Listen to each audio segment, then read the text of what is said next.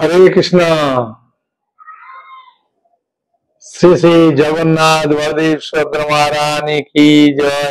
কারণ জ্যৈষ্ঠ মাস আসছে, এই জ্যৈষ্ঠ মাসে স্নান পূর্ণিমা। সেই জগন্নাথ বলদেব সুভদ্রা মহারানীর কাছে আমি প্রার্থনা করি, যারা আপনারা সুন্দরভাবে একাদশী ব্রত পালন করছেন, ভগবান তাদেরকে পূর্ণরূপে কৃপা করুন। আজকে আমি আলোচনা করব আপনাদের কাছে অপরা একাদশী নিয়ে। এই অপরা একাদশী সম্বন্ধে ব্রহ্মাণ্ড পুরাণে খুব সুন্দর ভাবে বর্ণনা করেছেন। এই ব্রহ্মাণ্ড পুরাণে যেটি বর্ণনা করেছেন সেই কাহিনীটি ভগবান কৃষ্ণ যুধিষ্ঠির মহারাজকে বলছেন।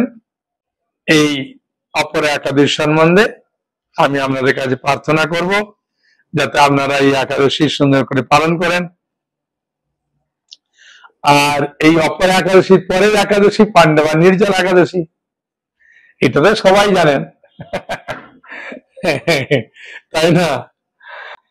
তাই অপরা একাদশী এর যে মাহাত্ম্য, আপনি যত কিছু গোপনে বা অজ্ঞাত সারে বা জ্ঞাত সারে মারাত্মক মারাত্মক যেগুলো অন্যায় করেছেন, সেই সমস্ত অন্যায়গুলো এই অপরা একাদশীতে খণ্ডন হয়ে যায়। এই জন্য অপরা একাদশীটা বহু মানুষ করে, যারা জ্যোতিষ, যারা বিচার করে, যারা শাস্ত্রের অপব্যাখ্যা করে, যারা মাতৃগর্ভে ভ্রূণ হত্যা করেছে, এরকম অনেক আছে। আমি পাঠ করবো যখন তখন বুঝতে পারবেন, সেগুলোর সমস্ত পাপ এই অপরা একাদশী নষ্ট করে দেয়।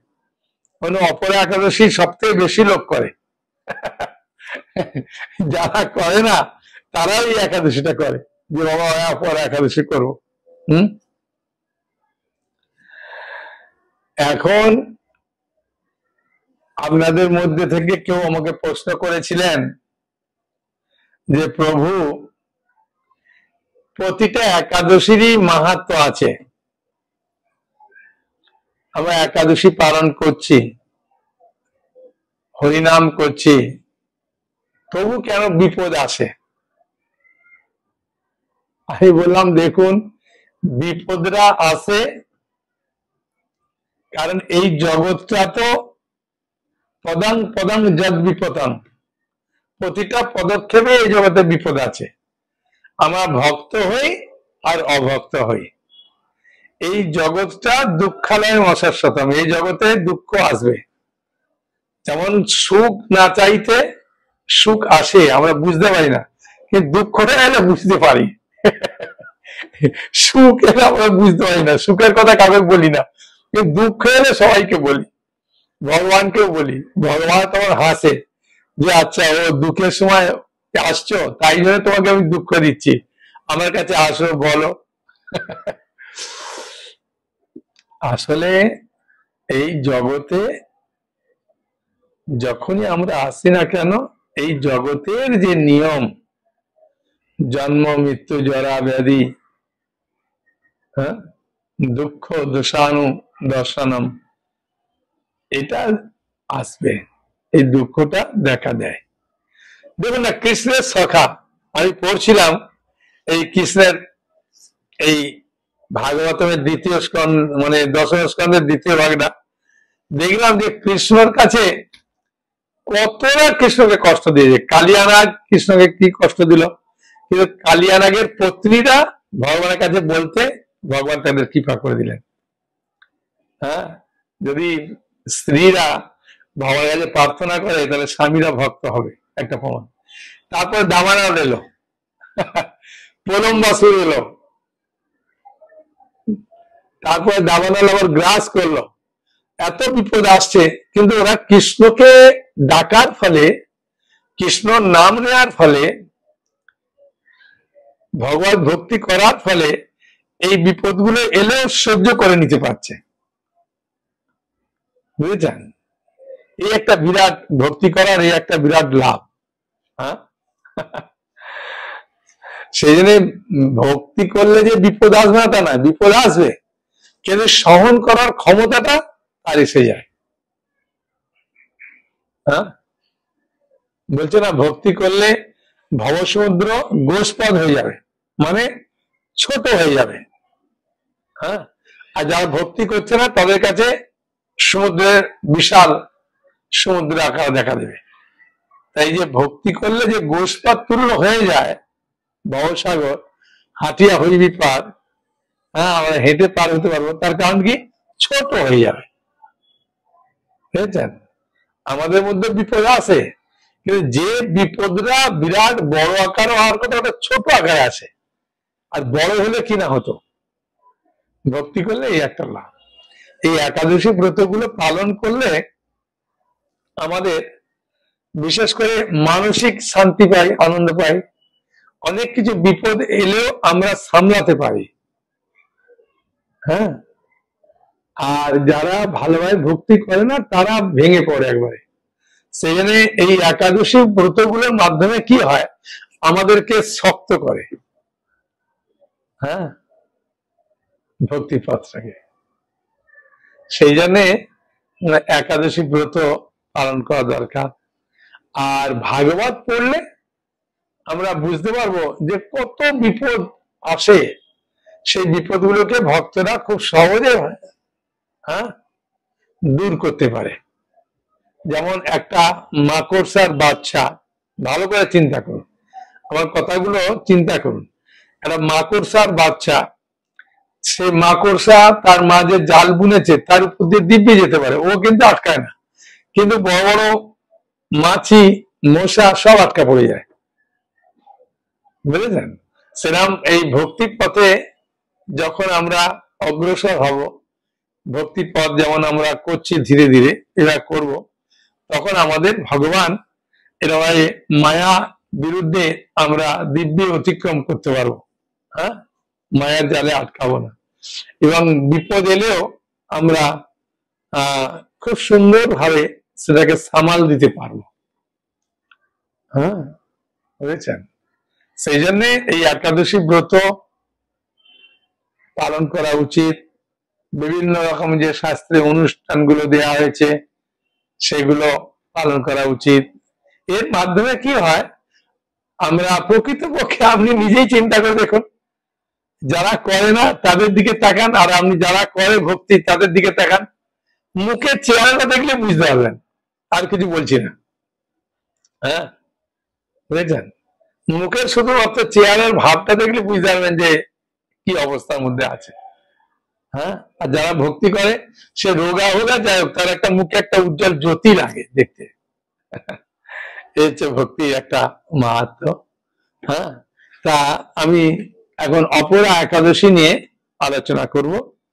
এই অপরা একাদশী সম্বন্ধে মহারাজ যুধিষ্ঠির ভগবান শ্রীকৃষ্ণকে জিজ্ঞাসা করছেন যে জ্যৈষ্ঠ মাসের কৃষ্ণপক্ষীয় যে একাদশী, সেই একাদশীর নাম কি, মাহাত্ম্য কি, আপনি দয়া করে আমাকে বলুন। তখন ভগবান কৃষ্ণ খুব আনন্দ পেয়েছে, কারণ ভক্তি পথে কেউ কিছু জানতে চাইলেই যার কাছে জানতে চাইবে সে খুব আনন্দ পায়। আমরা যখন এই একাদশী পালন করেন, কেউ যদি বলে যে একাদশী কবে, একাদশী আমি করবো, কিভাবে করব, তখন আপনি আনন্দ পান না? তখন আপনি তাকে আনন্দে খুব বোঝান, হ্যাঁ করুন, আমি আপনাকে সাহায্য করব। হ্যাঁ, বলেন কিনা? ঠিক ভগবান কৃষ্ণ খুব আনন্দ পেয়েছেন যুধিষ্ঠির মহারাজের কথা শুনে, যে জ্যৈষ্ঠ মাসে কৃষ্ণপক্ষী একাদশীর নাম কি, তার মাহাত্ম্য কি, হ্যাঁ এই একাদশী হ্যাঁ করলে কি লাভ, না করলে কি ক্ষতি, সবকিছু খুলে বলুন। মহারাজ যুধিষ্ঠিরকে ভগবান শ্রীকৃষ্ণ হাসি মুখে এই অপরা একাদশীর যে মাহাত্ম্য বলেছিলেন সেটি আমি আপনাদেরকে বই দেখে দেখে বলবো, ঠিক আছে? আস্তে আস্তে শুনুন, খুব আনন্দ পাবেন। হ্যাঁ, তাই না? আপনারা শোনেন, তাই আমি আনন্দ পাই বলে। হ্যাঁ, দোকানে যখন কাস্টমার অনেক কিছু মালপত্র নেয়, হ্যাঁ, তখন দোকানদার দিয়েও খুব খুশি হয়। তাই আপনারা শোনেন, তাই আমি বলেও খুব আনন্দ পাই। এখন শুনুন ভগবান শ্রীকৃষ্ণ মহারাজ যুধিষ্ঠিরকে কি বলছেন। ভগবান শ্রীকৃষ্ণ বললেন, হে মহারাজ যুধিষ্ঠির, মানুষের মঙ্গলের জন্য আপনি খুব ভালো প্রশ্ন করেছেন। বহু পুণ্য প্রদানকারী, মহাপাপ বিনাশকারী ও পুত্র প্রদানকারী এই একাদশী অপরা নামে খ্যাত। এই ব্রত পালনকারী ব্যক্তি জগতে প্রসিদ্ধি লাভ করে। ব্রহ্ম হত্যা, গো হত্যা, ভ্রূণ হত্যা, পরনিন্দা, পরস্ত্রী গমন, মিথ্যা ভাষণ প্রভৃতি গুরুতর পাপ এই ব্রত পালনে নষ্ট হয়ে যায়। কোন কারণে পাপ কাজ করে ফেলেছে, পরে আরো করে না, মনে খুব দুঃখ পায়, কিন্তু এই একাদশীটা করলে ভগবান বলছেন আমি তাকে ক্ষমা করে দেবো।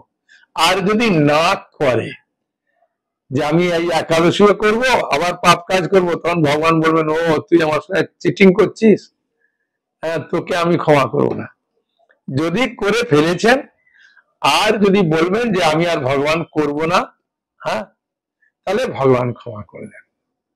এটা মহাপ্রভু ওই জগাই মাদাইয়ের মতো পাপীকে উদ্ধার করার পর বলেছিলেন যে আর তোমরা প্রতিজ্ঞা করো আর এরকম কোনো পাপ কাজ করবে না। তখন জগাই মাদাই বললেন হ্যাঁ প্রভু আর করবো না, তখন মহাপ্রভু ক্ষমা করে দিলেন। তাই এইসব যে পাপ কাজগুলো যারা করেছেন এই একাদশী করলে ক্ষমা হয়ে যায়। আর যদি না করবেন, নালে বলবেন যে এইবারে তো ক্ষমা হয়ে গেল প্রভু, আবার যখন করব আবার পরের একাদশীতে যখন 1 বছর বাদে আবার অপর একাদশী হবে আবার করবো, তখন ভগবান বলবেন ও চিটিং করছো আমার সঙ্গে। যারা মিথ্যা সাক্ষ্য দান করে, টাকার লোভে মিথ্যা সাক্ষী দেয় না, ওজন বিষয়ে ছলনা করে, শাস্ত্রের মিথ্যা ব্যাখ্যা করে, জ্যোতিষ মিথ্যা গণনা করে অনেক সময় এটা সেটা বলে পাথর দেয়, ওরও পাপ হয় প্রচুর।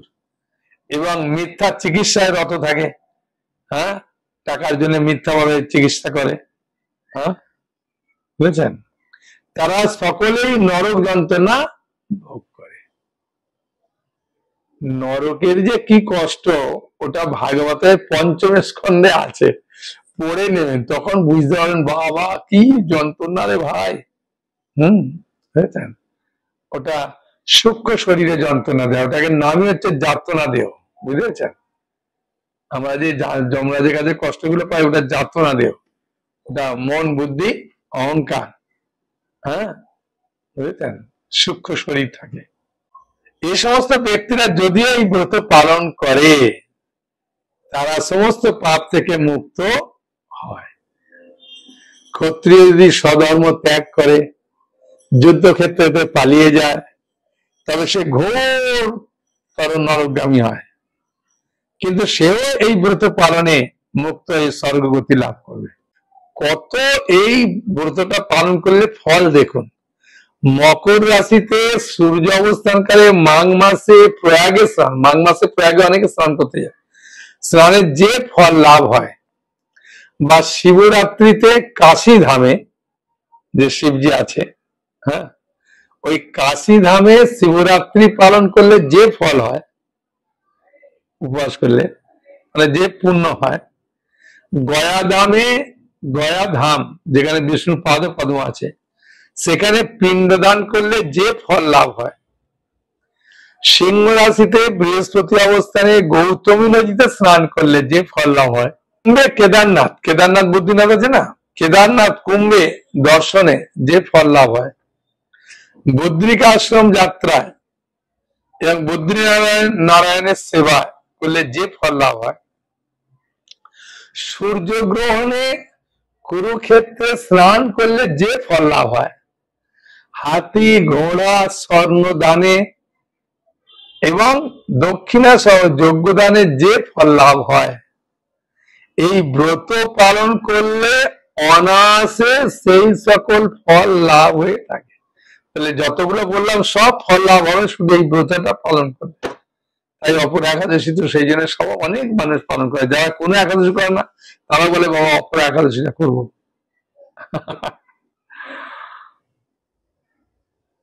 এই অপরা ব্রত পাপ বৃক্ষের কুঠার স্বরূপ। এই একাদশী ব্রতটা কি না পাপ বৃক্ষের কুঠার স্বরূপ। কুঠার যেমন গাছকে কেটে দেওয়া যায়, সেরকম পাপ রূপে গাছকে পুরা কেটে দেওয়া যায় এই অপর একাদশী। মাহাত্ম্যতে উল্লেখ আছে পাপরূপ কাষ্ঠের দাবাগ্নির মতো, বুঝেছেন? যেমন আগুন জ্বলে ওঠে, সেরকম পাপও আমাদের হৃদয়ে কখনো জ্বলে যায়। অন্ধকারে সূর্য সদৃশ এবং পাপ অস্থির সিংহস্বরূপ। এই ব্রত পালন না করে, ভালো করে শুন কি ফল, এই ব্রত পালন না করে যে ব্যক্তি জীবন ধারণ করে জলের বুদবুদের মতো, জলে যেমন বুদবুদ হয় না ফটফট করে ওঠে, তাদের জন্ম মৃত্যুই কেবল সার হয়, মানে খুব কষ্ট করে। একাদশীতে উপবাস করে বিষ্ণু পূজা করলে বিষ্ণু আর কৃষ্ণের মধ্যে কোনো তফাৎ নেই। হ্যাঁ, গোপাল আছে বাড়িতে, ঠিক আছে, গোপাল সেবা করবেন, বা কৃষ্ণ রাধা কৃষ্ণ বা গৌর নিতাই জগন্নাথ বলদেব সুভদ্রা, কোনো অসুবিধা নেই। বিষ্ণু পূজা করলে সর্ব পাপ মুক্ত হয়ে বিষ্ণু লোকে গতি হয়। এই একাদশী এত মাহাত্ম। এই ব্রত কথা পাঠ শ্রবণ করলে, এই যে আমি পাঠ করছি আপনারা শ্রবণ করছেন, তারও ফল আছে। সহস্র গোদানের ফল লাভ হয়, বুঝেছেন? মানে 1000 গোদান করলে যে ফল হয়, এই একাদশী মাত্র পাঠ আর শ্রবণ করলে ফল। সেই জন্য অনেকে আগে শোনে, তারপরে একাদশীর দিনে একবার শুনে নেয়। এই কথা কোথায় উল্লেখ আছে না ব্রহ্মাণ্ড পুরাণে এর মাহাত্ম উল্লেখ আছে। তাহলে এই অপর একাদশীর কি মাহাত্ম, তাই না? হ্যাঁ, এখন দু একটা প্রশ্ন নি, বলুন বলুন বলুন মাতাজি বলুন। প্রভু স্নান যাত্রা আসছে, স্নান যাত্রা সম্বন্ধে আমি একটু জানতে চাই। স্নান যাত্রা সম্বন্ধে এই বইটা শ্রীশ্রীমদ ভক্তি পুরুষোত্তম মহারাজের লেখা। হ্যাঁ, এটা তো আগেকার বই, এখন নতুন বাইন্ডিং এ খুব সুন্দর বই বেরিয়েছে। এই বইটার অনেক দাম। এটাতে স্নান যাত্রা, জগন্নাথের সব সুন্দর সুন্দর যত লীলা আছে, হ্যাঁ, সমস্ত লীলা এই বইটাতে আছে। কেন প্রসাদ পাবো জগন্নাথের, সব। হ্যাঁ, আর যদি বলবেন প্রভু আমি পুরীতে যাব, জগন্নাথের রথে বা স্নানে অনেকে যায়, স্নান যাত্রা, হ্যাঁ, কষ্ট হলেও যায়, কিন্তু ওখানে একটা আলাদা আনন্দ। এখন পুরীতে যে জগন্নাথ, পুরীর মন্দিরের যে চারদিকে যা কিছু আছে, হ্যাঁ, যত কিছু দর্শনীয় আছে, সিদ্ধ বকুল থেকে আরম্ভ করে মহাপ্রভু যেখানে ছিলেন গম্ভীরা, হ্যাঁ, তারপরে ওখানে যে শিবজি আছে, গণেশ আছে ভেতরে, কাঞ্চির গণেশ, হ্যাঁ, বুঝেছেন, সাক্ষী গোপাল, এসব যে আছে, তারপরে মা বিমলা দেবী আছে, হ্যাঁ, যার মাধ্যমে আমরা প্রসাদ পাচ্ছি। তো এইসব লীলা সম্বন্ধে জানতে চাই, তাহলে শ্রীক্ষেত্র পরিক্রমা বলে একটা বই আছে, এটাতে আপনি পাবেন, বুঝেছেন। আর মায়াপুরের যে জগন্নাথ, রাজাপুরের জগন্নাথ বলতে বোঝায়, সেই জগন্নাথ কিভাবে পুরীর জগন্নাথ থেকে অভিন্ন, সেই জগন্নাথের মাহাত্ম, আর এই জগন্নাথ সাক্ষাৎ এই জগন্নাথ, সেই জন্যে যে যা বর প্রার্থনা করেছে তার আশা পূর্ণ করেছে। এরকম রাজাপুরের এই জগন্নাথের একটা বই আছে, খুব সুন্দর। হ্যাঁ, এই 3টে বই একসঙ্গে 500 টাকা, বুঝেছেন। আর এছাড়া অনেক মানুষ চাইছে যে একটু গীতা পড়বো, তখন আমাদের যেমন গীতা নিতে পারেন, খুব সুন্দর ভাবে এই গীতা আছে। হ্যাঁ, আর কৃষ্ণের সমস্ত লীলা, যারা রাত্রে খারাপ স্বপ্ন দেখে, ঘুম আসতে চায় না, তাদের জন্য এই কৃষ্ণ বইটা খুব সুন্দর। এই মাত্র 300 টাকা দাম। এরকম অনেক বই আছে, আপনি পরিবারের যে কোনো বই চাইলে আপনাকে আমরা পাঠিয়ে দেবো কুরিয়ারের মাধ্যমে, ঠিক আছে? বলুন। হ্যাঁ, হরে কৃষ্ণ, বলুন। উনি প্রশ্ন করছেন আমি একটাই একাদশী করব, কোনটা করব, অপর একাদশী করব না পাণ্ডবার নিজের একাদশী করব? হ্যাঁ, এখন প্রশ্ন হচ্ছে আপনার অসুবিধে কি আছে দুটো একাদশী করতে? আমি তো দুটো একাদশী কথা বলবো না, আমি বলবো বছরের সমস্ত একাদশী গুলো করুন, ঠিক আছে? কারণ এই একাদশীটা কি হয় ভালো করে শুনুন, যদি বন্ধ করে দেবেন না তাহলে আবার তো আপনি ভাত মুড়ি ডাল সবজি খাবেন না, আর ওগুলোর মধ্যে পাপ পুরুষ প্রবেশ করে, আবার সেই পাপ হয়। সেই জন্য বলি একাদশী আরম্ভ যখন করছেন একাদশী বন্ধ না করলে ভালো। হ্যাঁ, আপনার পরম মঙ্গল হবে। আর কোনো অসুবিধা নেই তো, আপনি যা খেতে চাইবেন একাদশীর প্রসাদ, আপনি সেই প্রসাদ খান, দুবার তিনবার চারবার পাঁচবার খান প্রথমে, তারপরে দেখবেন একবারও খেতে ইচ্ছা হচ্ছে না। হ্যাঁ, প্রথম অবস্থায় খান, হ্যাঁ, খুব আনন্দ পাবেন। হ্যাঁ, আর ভগবানের ইচ্ছা সকালে ঘুম থেকে উঠে গঙ্গা গঙ্গা বলে স্নান করলেন, একটা ধোয়া বস্ত্র পরলেন, ভগবানকে ধূপ দীপ দিলেন, হরিনাম করলেন, হরিনামের খুব মাহাত্ম একাদশীতে। তারপরে গীতা পড়লেন কি ভাগবত বা চৈতন্য চৈতামৃত পড়লেন। হ্যাঁ, কারণ এই গ্রন্থগুলো আপনার বাড়িতে থাকলে আপনার বাড়ির একটা সম্পদ, বুঝেছেন? বাড়ির একটা সম্পদ। যান বাড়িতে সংসারের মধ্যে একটা বাচ্চা ছেলে থাকলে বাড়িটাকে পুরো একদম মাতিয়ে তোলে না আনন্দে? হ্যাঁ, সেরকম কারো বাড়িতে ভাগবত চৈতন্য চৈতামৃত, হ্যাঁ, এইসব গ্রন্থগুলো থাকে, তার বাড়িটাকে যেন আনন্দে পূর্ণ করে দেয়, বুঝেছেন? সে সবসময় মনে করে আমার বাড়িতে একটা সম্পত্তি আছে। এতদিন টাকা করি ছিল অত আনন্দ পাবে না, কিন্তু ভাগবত দেখলে সে মনে করবে না আমার বাড়িতে একটা মূল্যবান জিনিস আছে ভাই, আর জীবন ধন্য। যখন কোনো একটা অসুবিধা হবে ভাগবতকে নিয়ে আপনি এরকম করে প্রণাম করে জয় শ্রীকৃষ্ণ বলে এরকম করে খুলবেন। হ্যাঁ, খুব সুন্দর বেরোলো আপনার ভাগ্যে। সেই কৃষ্ণের গিরি গোবর্ধন উত্তোলন দেখতে পেয়েছেন? আপনাকে যে ভক্তি পথে উন্নতি করবে তার প্রমাণ। হট করে খুললাম পেয়ে গেলেন, এটা আপনাদের ভগবানের বিশেষ কৃপা। হ্যাঁ, হয়েছে। হ্যাঁ, বলুন। মাতাজি বলছেন একাদশীর দিনে কি বহু হলুদ দেওয়া যাবে? আরে হলুদ যাতে একটু রং করার জন্য, রং আর কে দেখবে? হ্যাঁ, এইগুলো দেওয়ার দরকার নেই, সিম্পল করছেন করুন, একটু ফল খান জুস খান, ঠিক আছে, এইভাবে করুন আনন্দে। হম, বলুন আপনার কি প্রশ্ন? ও আচ্ছা, মাতাজি বলছে আমি বাড়িতে চিরাদুদি মহোৎসব করতে চাই। কোনো অসুবিধা নেই, এমনি পানিহাটি চিরাদুদি মহোৎসব আছে। হ্যাঁ, কোন্নগর স্টেশন থেকে নেমেও যেতে পারবেন, ওখানে সোদপুর স্টেশন থেকে আসতে পারবেন, খুব সুন্দর। আর যদি মনে করেন বাড়িতে করবো, বাড়িতে আপনি গণিতায় রাধাকৃষ্ণ সব ভোগকে চিরা, দুধ, কলা, সন্দেশ, আম, লিচু পান লিচু, ফল টলগুলো সব একসঙ্গে সুন্দর করে মেখে, হ্যাঁ, দইও দিতে পারেন একটু, দিয়ে ভগবানকে নিবেদন করা, চিরাদুদি মহোৎসব, ঠিক আছে? হম, কোনো অসুবিধা নেই। হ্যাঁ, চিরাদুদি মহোৎসবটা পরে ঠিক এই পান্ডবান নির্জলা একাদশী পরে, তাই না?